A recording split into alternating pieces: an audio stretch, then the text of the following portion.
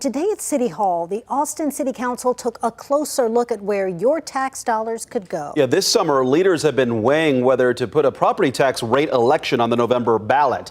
KVUE's Isabella Basco is live outside of City Hall. Isabella, tell us what council members decided to do today. Well, Mark and Quita, council members looked at 8 options when it came to setting the maximum tax rate, and they chose the highest option, which is 8 cents over the state's limit. Now, here's how this could impact your wallet. Now, under state law, a tax rate election is required if city leaders want to raise the property tax rate more than 3.5%. Now, what City Council passed today would allow them to ask voters to raise the rate by nearly 24%. And remember, this is the maximum. They could ask for less. Now, under that plan, the average Austinite with a $500,000 home would pay an extra $421 a year in city property tax. Now, city leaders are considering raising the rate to help maintain the city's programs and services without making deep cuts. And one Austinite called on council to abandon the tax hike. It ignores the economic pressures residents face.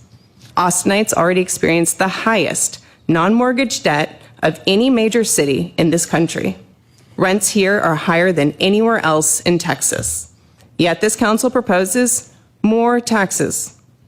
This isn't leadership. It's a betrayal of the people you serve. And another Austinite encouraged council to authorize a tax rate election at the maximum 8-cent increase.